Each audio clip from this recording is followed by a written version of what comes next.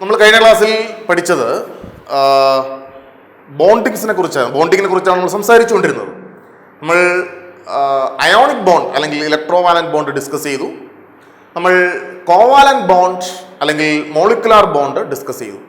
നമുക്കിനി ഈ ionic ബോണ്ടിൻ്റെയും covalent ബോണ്ടിൻ്റെയും properties ഒന്ന് ഡിസ്കസ് ചെയ്യണം. ആദ്യമായിട്ട് നമുക്ക് അവരുടെ കണ്ടക്ടിവിറ്റിയെ കുറിച്ച് നോക്കാം. സാധാരണ ionic compounds are good conductors of electricity in liquid state. എന്നാൽ കോവാലന്റ് കോമ്പൗണ്ട്സ് ഇലക്ട്രിസിറ്റി കണ്ടക്ട് ചെയ്യാറില്ല. നമുക്കത് ഒരു എക്സ്പെരിമെന്റിലൂടെ നോക്കാം. നമ്മളിങ്ങനെ ഒരു ഇലക്ട്രോലൈറ്റിക് സെല്ല് കൺസിഡർ ചെയ്യുന്നു. നമ്മളിവിടെ ഇലക്ട്രോലൈറ്റായിട്ട് എടുത്തിരിക്കുന്നത് വാട്ടറോ മറ്റേതെങ്കിലും ഒരു ലിക്വിഡോ ആണ്. 2 ഇലക്ട്രോഡ്സ് കൊടുത്തിട്ടുണ്ട്. ഒന്ന് ആനോഡ്, മറ്റൊരു കാഥോഡ്. ആനോഡിൽ നിന്നും ഒരു സീരീസ് കണക്ഷൻ അമീറ്റർ സെല്ലിലൂടെ ഒരു ബൾബിൽ കൊടുത്തു. ബൾബിൽ നിന്ന് കാഥോഡിലേക്ക്. അങ്ങനെ സർക്യൂട്ട് കംപ്ലീറ്റ് ആവും. കണക്ഷൻ സീരീസ് ആണ്. അപ്പോൾ സ്വാഭാവികമായിട്ടും നമുക്കറിയാം, നമ്മൾ ഈ ബീക്കറിൽ എടുക്കുന്ന സൊല്യൂഷൻ ഒരു ഗുഡ് കണ്ടക്ടർ ആണെങ്കിൽ ഈ സർക്യൂട്ട് കംപ്ലീറ്റ് ആവും. സെല്ലിന്റെ പോസിറ്റീവ് ടെർമിനലിൽ നിന്ന് കറണ്ട് അമീറ്ററിലൂടെ പാസ് ചെയ്ത് ആനോഡിലൂടെ ഈ സൊല്യൂഷൻ വഴി കാഥോഡിലൂടെ പാസ് ചെയ്ത് ബൾബിലൂടെ ബൾബ് ഗ്ലോ ചെയ്യും. ബൾബിലൂടെ സെല്ലിന്റെ നെഗറ്റീവ് ടെർമിനലിൽ എത്തും. എന്നാൽ ഈ ബീക്കറിൽ എടുത്തിരിക്കുന്ന സൊല്യൂഷൻ ഒരു നോൺ കണ്ടക്ടർ ആണെങ്കിൽ ഇവിടെ കറണ്ട് കണ്ടക്ഷൻ നടക്കത്തില്ല. ബൾബ് ഗ്ലോ ചെയ്യില്ല, അമീറ്റർ റീഡ് ചെയ്യില്ല. നമുക്കിതിനകത്ത് ഒരു അയോണിക് സൊല്യൂഷൻ ആദ്യം എടുക്കാം. ഒരു സോഡിയം ക്ലോറൈഡ് സൊല്യൂഷനോ മെഗ്നീഷ്യം ക്ലോറൈഡ് സൊല്യൂഷൻ, എന്തെങ്കിലും ഒരു ionic solution. Sodium chloride solution അല്ലെങ്കിൽ മെഗ്നീഷ്യം ക്ലോറൈഡ് സൊല്യൂഷൻ എടുക്കും. അപ്പോൾ അയോണിക് സൊല്യൂഷന്റെ കേസിൽ നമുക്കറിയാം, ഇതിനകത്ത് അയോൺസ് കാണും. അയോൺസ് ചാർജ് ഇലക്ട്രിസിറ്റി കണ്ടക്ട് ചെയ്യും. അങ്ങനെ കറണ്ട് കണ്ടക്ഷൻ സ്മൂത്ത് ആയിട്ട് നടക്കുന്നത് കൊണ്ട് അമീറ്റർ റീഡിംഗ് കാണിക്കും. എന്നാൽ ബൾബ് റീഡിംഗ് അമീറ്റർ റീഡിംഗ് കാണിക്കും, ബൾബ് ഗ്ലോ ചെയ്യും. അമീറ്റർ റീഡിംഗ് കാണിക്കും, ബൾബ് ഗ്ലോ ചെയ്യും. ഫസ്റ്റ് പാർട്ട് കഴിഞ്ഞു. നമ്മൾ രണ്ടാമത്തെ പാർട്ടിൽ ചെയ്യുന്നത് ഏതെങ്കിലും ഒരു കോവാലന്റ് ലിക്വിഡ് ആണ് എടുക്കുന്നത്. Covalent liquid like water, pure water, അല്ലെങ്കിൽ ആൽക്കഹോൾ, അല്ലെങ്കിൽ ബെൻസീൻ. അവിടെ വാട്ടർ അല്ലെങ്കിൽ ആൽക്കഹോൾ അല്ലെങ്കിൽ ബെൻസീൻ അല്ലെങ്കിൽ അതുപോലെയുള്ള കോവാലന്റ് സൊല്യൂഷൻ ഒരു പൂവർ കണ്ടക്ടർ ഓഫ് ഇലക്ട്രിസിറ്റി ആണ്. ഇലക്ട്രിസിറ്റി കണ്ടക്ട് ചെയ്യത്തില്ല. അതുകൊണ്ട് അമീറ്റർ റീഡിംഗ് കാണിക്കത്തില്ല, ബൾബ് ഗ്ലോ ചെയ്യത്തില്ല. ഓക്കെ, അപ്പോൾ ഈ ഒരു എക്സ്പെരിമെന്റിലൂടെ നമുക്ക് ionic solution good conductor of electricity ആണ് എന്നും കോവാലന്റ് സൊല്യൂഷൻ ഒരു ബാഡ് കണ്ടക്ടർ അല്ലെങ്കിൽ പൂർ കണ്ടക്ടർ ഓഫ് ഇലക്ട്രിസിറ്റി ആണ് എന്നും നമുക്ക് പ്രൂവ് ചെയ്യാം. നമുക്ക് അതിൻ്റെ മറ്റ് ഫിസിക്കൽ പ്രോപ്പർട്ടീസ് കൂടെ നോക്കാം. നമ്മൾ ഓൾറെഡി കണ്ടു, ionic solution good conductor of electricity ആണ്, എന്നാൽ കോവാലന്റ് സൊല്യൂഷൻ ഇലക്ട്രിസിറ്റി കണ്ടക്ട് ചെയ്യത്തില്ല. അയോണിക് കോമ്പൗണ്ട്സ് മിക്കവാറും ഒക്കെ സോളിഡ് സ്റ്റേറ്റിലായിരിക്കും. അയോണിക് കോമ്പൗണ്ട്സ് എന്ന് പറയുന്നത് ഹാർഡ് സോളിഡ്സ് ആയിരിക്കും. എന്നാൽ കോവാലന്റ് കോമ്പൗണ്ട്സ്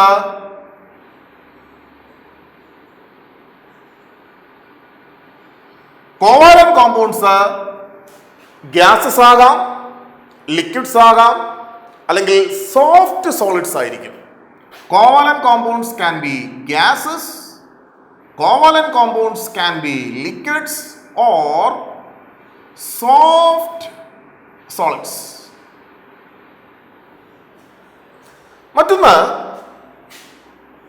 ഇൻ സൊല്യൂഷൻ, ഞാൻ നേരത്തെ പറഞ്ഞതാണ്, in solution they conduct electricity.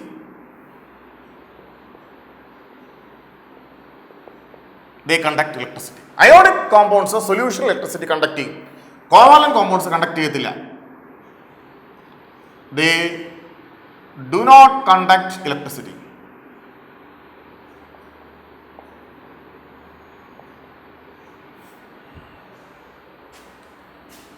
മൂന്ന്,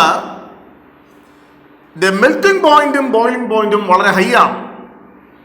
They have high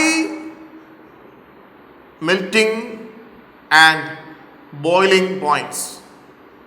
ഹൈ എന്ന് പറഞ്ഞാൽ കോവലന്റ് കോമ്പൗണ്ട്സുമായിട്ട് കമ്പയർ ചെയ്യുമ്പോൾ high melting points and boiling points. എന്നാൽ കോവലന്റ് കോമ്പൗണ്ട്സിന് low melting point and boiling points. Melting പോയിന്റ്സും ബോയിലിംഗ് പോയിന്റ്സും വളരെ കുറവാണ്. കുറവെന്ന് പറഞ്ഞാൽ അയോണിക് കോമ്പൗണ്ട്സുമായി കമ്പയർ ചെയ്യുമ്പോൾ കുറവാണ്. നാലാമതായിട്ട്, ionic compounds are soluble in polar liquids. Ionic compounds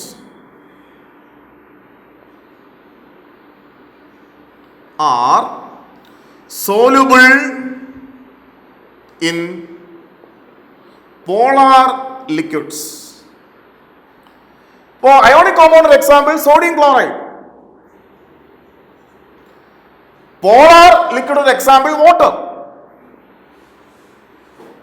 sodium chloride വാട്ടറിൽ സോലുബിൾ ആണ്, നമ്മുടെ ഡെയിലി ലൈഫിൽ കാണുന്നതാണ്. സോഡിയം ക്ലോറൈഡ് എന്ന് പറഞ്ഞാൽ common salt is soluble in water. അപ്പോൾ അയോണിക്, അത് ഓർത്തിരിക്കുക, ആ ഒരു എക്സാമ്പിൾ ഓർത്തിരിക്കുക. അയോണിക് കോമ്പൗണ്ട്സ് പോളാർ മോളിക്യൂൾസിൽ, പോളാർ ലിക്വിഡ്സിൽ സോലുബിൾ ആണ്. എന്നാൽ കോവാലന്റ് കോമ്പൗണ്ട്സ്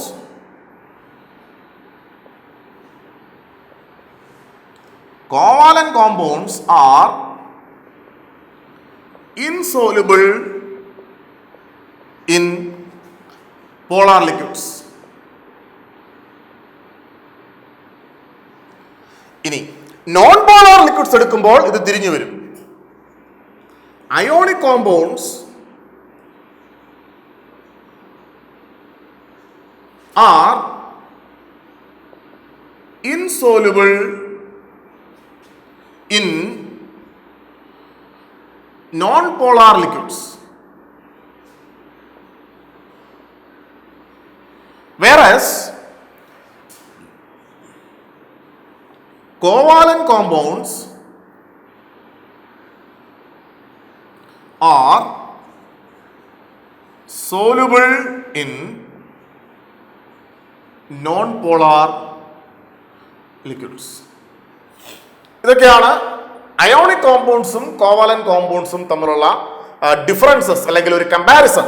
ഞാൻ വീണ്ടും പറയുന്നു, അയോണിക് കോമ്പൗണ്ട്സ് ഹാർഡ് സോളിഡ്സ് ആയിരിക്കും.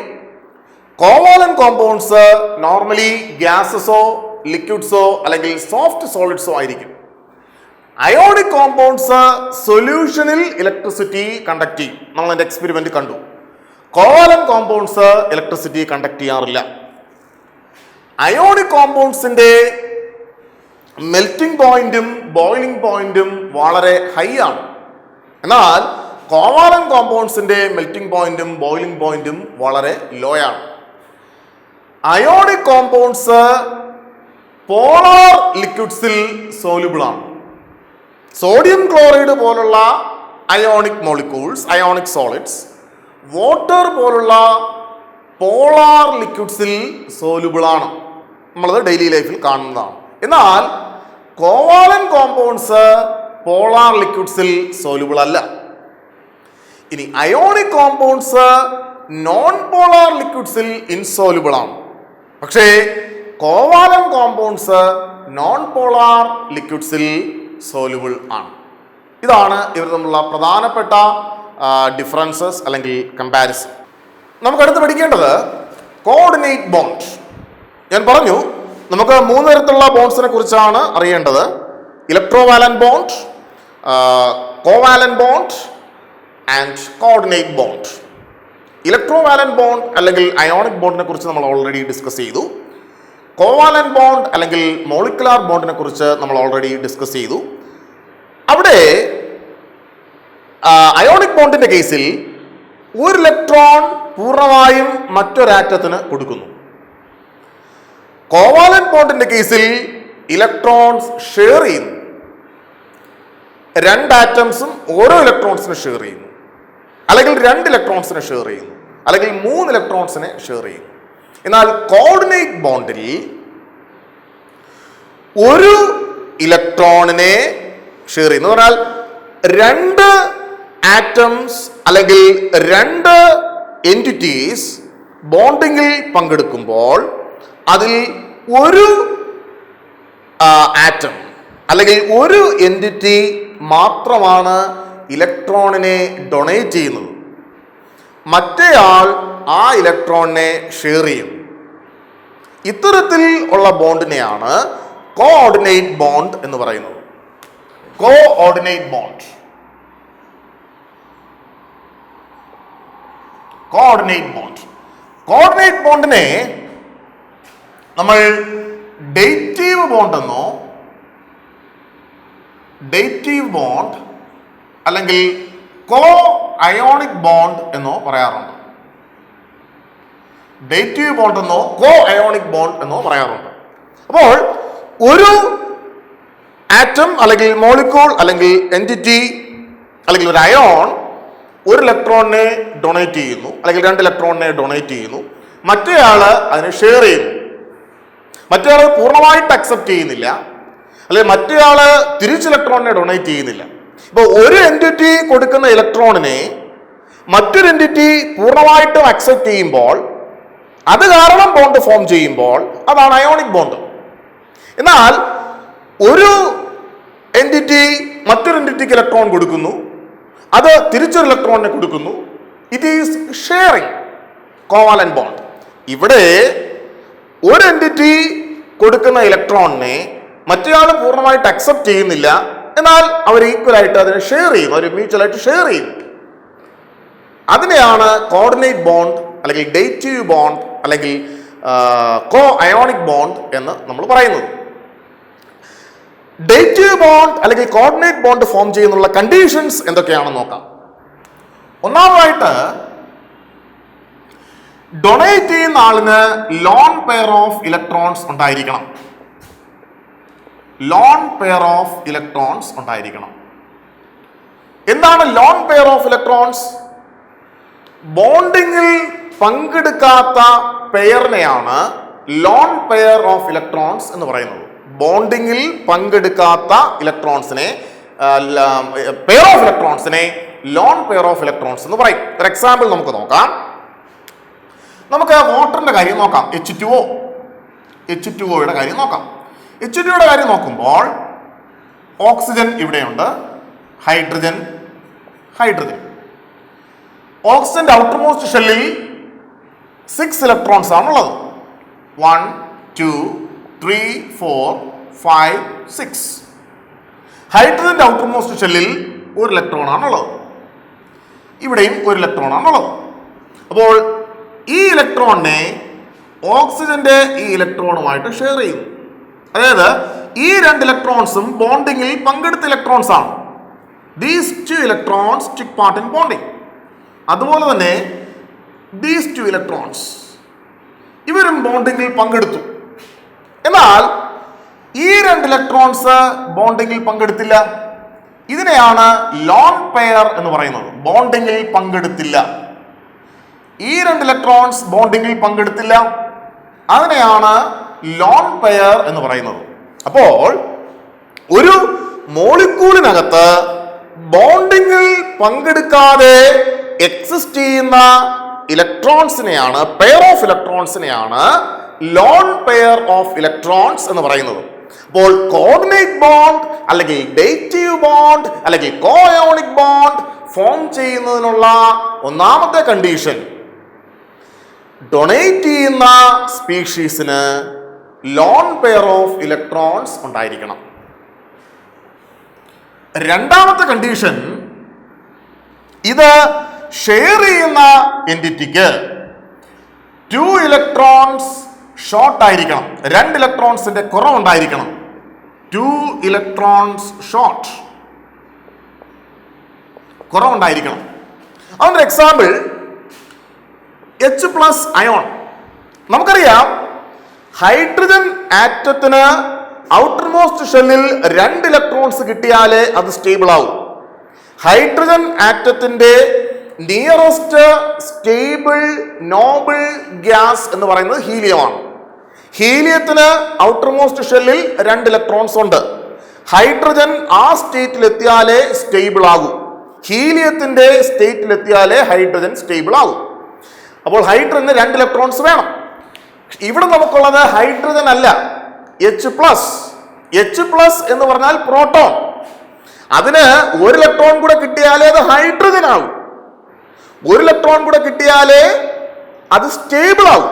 സി, ഇപ്പോൾ H+ ആണ്. H+ എന്ന് പറഞ്ഞാൽ അത് പ്രോട്ടോൺ ആണ്, അല്ലെങ്കിൽ ഹൈഡ്രജൻ ന്യൂക്ലിയസ് ആണ്. അതിന് 1 ഇലക്ട്രോൺ കൂടെ കിട്ടിയാലേ അത് ഹൈഡ്രജൻ ആറ്റം ആകും. വീണ്ടും 1 ഇലക്ട്രോൺ കൂടെ കിട്ടിയാലേ അത് ഹൈഡ്രജൻ മോളിക്യൂൾ ആകൂ, അത് സ്റ്റേബിൾ ആകും. എന്ന് പറഞ്ഞാൽ 2 ഇലക്ട്രോൺസ് ഇവിടെ കുറവുണ്ട്. സ്റ്റേബിൾ ആകുന്നതിന് 2 ഇലക്ട്രോൺസ് കുറവുണ്ട്.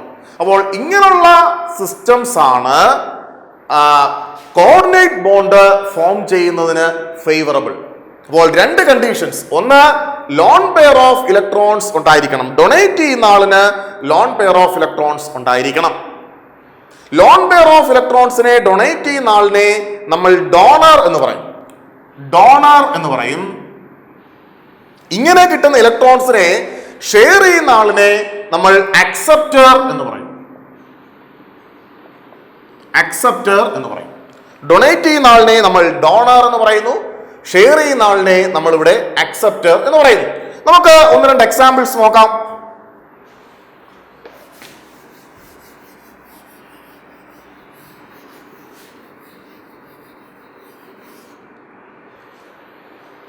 ഇപ്പോ HCl സൊല്യൂഷനിൽ എക്സിസ്റ്റ് ചെയ്യുന്നത്, HCl ഡിസോസിയേറ്റ് ചെയ്യും. സൊല്യൂഷനിൽ അത് എക്സിസ്റ്റ് ചെയ്യുന്നത് H+ Cl- ആയിട്ടാണ് സൊല്യൂഷനിൽ എക്സിസ്റ്റ് ചെയ്യുന്നത്. നമ്മൾ ഈ സൊല്യൂഷനകത്ത് ഓൾറെഡി വാട്ടർ മോളിക്യൂൾ ഉണ്ട്, H2O ഉണ്ട്. സൊല്യൂഷനകത്ത് ഓൾറെഡി H2O ഉണ്ട്. H2O കാര്യം നമുക്കറിയാം, ലോൺ പെയർ ഉണ്ട്. ഞാൻ നേരത്തെ പറഞ്ഞതുപോലെ അവിടെ ഇങ്ങനെയാണ് HOH, ഹൈഡ്രജന്റെ വാലൻസ് ഇലക്ട്രോൺ, ഈ ഹൈഡ്രജന്റെ വാലൻസ് ഇലക്ട്രോൺ, ഓക്സിജന്റെ വാലൻസ് ഇലക്ട്രോൺസ്, ഇവ രണ്ടുപേരുമായിട്ട് ബോണ്ട് ഫോം ചെയ്തിട്ടുണ്ട്.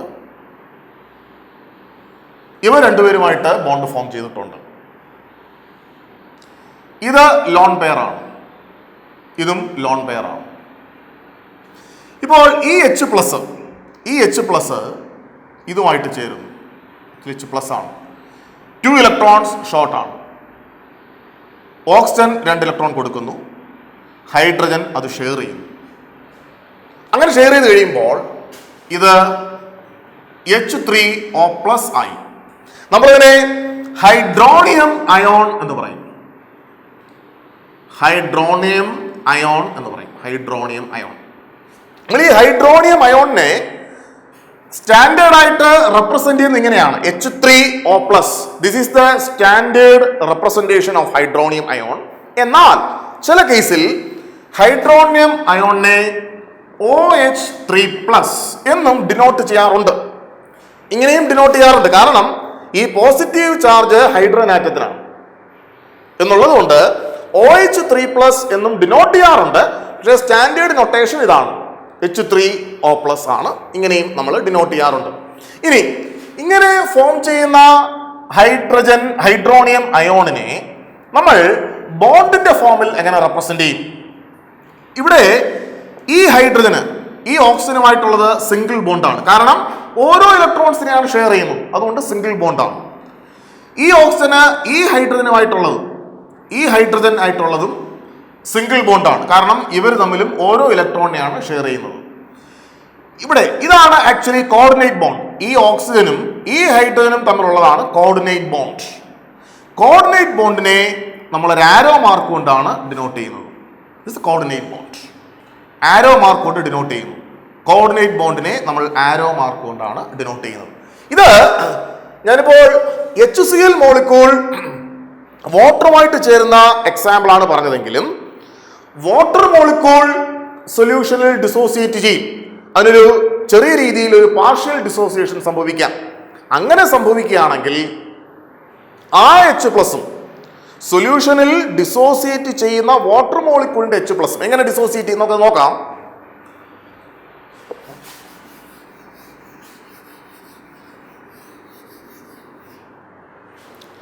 സൊല്യൂഷനിൽ വാട്ടർ മോളിക്യൂൾ ഡിസോസിയേറ്റ് ചെയ്യും. H+ plus OH minus is a hydrogen ion and hydroxyl ion is a positive ion and negative ion. ഈ ഹൈഡ്രജൻ അയോൺ ഒരു ന്യൂട്രൽ ആയിട്ടുള്ള ഒരു വാട്ടർ മോളിക്യൂളുമായി ജോയിൻ ചെയ്തു മറ്റൊരു വാട്ടർ മോളിക്യൂളുമായി ജോയിൻ ചെയ്യുമ്പോൾ അവിടെയും നമുക്ക് ഹൈഡ്രോണിയം അയോൺ ഫോം ചെയ്യും. H3O+, ഹൈഡ്രോണിയം അയോൺ ഫോം ചെയ്യും. അപ്പോൾ അങ്ങനെ വേണമെങ്കിലും ഹൈഡ്രോണിയം അയോൺ ഫോം ചെയ്യാം. H+ is highly unstable whereas hydronium ion is stable. H+ unstable ആണ്, കാരണം അതിന് 2 ഇലക്ട്രോൺസിന്റെ കുറവുണ്ട്. H3O+ സ്റ്റേബിൾ ആണ്. ഇവിടെ ഒരു പോസിറ്റീവ് ചാർജ് ഉണ്ടെങ്കിൽ പോലും സ്റ്റേബിൾ ആണ്. ഓക്സിജന്റെ ഔട്ടർമോസ്റ്റ് ഷെല്ലിൽ 8 ഇലക്ട്രോൺസ് ഉണ്ട്. 3 ഹൈഡ്രജന്റെയും ഔട്ടർമോസ്റ്റ് ഷെല്ലിൽ 2 ഇലക്ട്രോൺസ് വീതമുണ്ട്. ഷെയറിംഗിലൂടെ കിട്ടിയ 2 ഇലക്ട്രോൺസ് എല്ലാ ഹൈഡ്രജൻ ആറ്റംസിനും ഉണ്ട്. ഓക്സിജൻ ആറ്റംസിനും ഷെയറിംഗിലൂടെ കിട്ടിയ 8 ഇലക്ട്രോൺസ് ഉണ്ട്. അതുകൊണ്ട് ഈ സിസ്റ്റം സ്റ്റേബിൾ ആണ്. പോസിറ്റീവ് ചാർജ് ഉണ്ടെങ്കിൽ പോലും ഈ സിസ്റ്റം സ്റ്റേബിൾ ആണ്. മറ്റൊരു എക്സാമ്പിൾ, അമോണിയയിൽ നിന്ന് എങ്ങനെ അമോണിയം അയോൺ ഉണ്ടാകും എന്ന് നമുക്ക് നോക്കാം. അമോണിയ എന്ന് പറയുന്നത് NH3 ആണ്. നമുക്ക് ഡോട്ട് സ്ട്രക്ചർ നോക്കിയാൽ, ഇലക്ട്രോൺ ഡോട്ട് സ്ട്രക്ചർ നോക്കിയാൽ actually this is equivalent to NHH. നൈട്രജന്റെ വാലൻസി 5 ആണ്. നൈട്രജന്റെ ആറ്റം നമ്പർ 7 ആണ്. 5 ഇലക്ട്രോൺസ് ഉണ്ട് ഔട്ടർമോസ്റ്റ് ഷെല്ലിൽ. നമ്മൾ നേരത്തെ പല എക്സാമ്പിൾസും കണ്ടതാണ്. അതിൽ 2 ഇലക്ട്രോൺസ് ഇവിടെ 1 2 3 4 5. ഹൈഡ്രജന് ഓരോ ഇലക്ട്രോൺസ് ഉണ്ട് 1 1 1. ഈ ഹൈഡ്രജൻ ഒരു ഇലക്ട്രോണിനെ നൈട്രജൻ കൊടുക്കുന്നു. നൈട്രജൻ ഈ ഒരു ഇലക്ട്രോൺ ഹൈഡ്രജനുമായിട്ട് ഷെയർ ചെയ്യും. ഇവിടെ ഒരു ഷെയറിംഗ് നടന്നു. ഇതുപോലെ ഓരോ ഇലക്ട്രോൺസ് ആയിട്ട് ഇവിടെയും ഷെയറിംഗ് നടന്നു. ഓരോ ഇലക്ട്രോൺസ് ഇവിടെയും ഷെയറിംഗ് നടന്നു. എന്നാൽ 2 ഇലക്ട്രോൺസ് ഇവിടെ കിടപ്പുണ്ട്, ബോണ്ടിങ്ങിൽ പങ്കെടുക്കാത്ത. അപ്പോൾ അത് ലോൺ പെയർ ആണ്. ഞാൻ നേരത്തെ പറഞ്ഞു കോർഡിനേറ്റ് ബോണ്ട് ഫോം ചെയ്യുന്നതിനുള്ള കണ്ടീഷൻ ഇതാണ്. ഇലക്ട്രോൺ ഡൊണേറ്റ് ചെയ്യുന്ന എൻറ്റിറ്റിക്ക് ലോൺ പെയർ ഉണ്ടായിരിക്കണം. ഇലക്ട്രോൺ ഷെയർ ചെയ്യുന്ന എൻറ്റിറ്റിയാണ് അക്സെപ്റ്റർ എന്ന് പറയുന്നത്. അക്സെപ്റ്ററിന് അല്ലെങ്കിൽ ഷെയർ ചെയ്യുന്ന എൻറ്റിറ്റിക്ക് 2 ഇലക്ട്രോൺസ് ഷോർട്ട് ആയിരിക്കണം. അപ്പോൾ ഈ ഒരു സിസ്റ്റത്തിനും ഒരു H+ അയോണുമായിട്ട് അല്ലെങ്കിൽ പ്രോട്ടോണുമായിട്ട് ഈ ലോൺ പെയർ ഓഫ് ഇലക്ട്രോൺസിനെ ഷെയർ ചെയ്യാൻ സാധിക്കും. അതൊരു പ്രോട്ടോണുമായിട്ട് ഈ ലോൺ പെയർ ഓഫ് ഇലക്ട്രോൺസിനെ ഷെയർ ചെയ്യുമ്പോൾ എന്ത് പറ്റും? ഇവിടെ NHH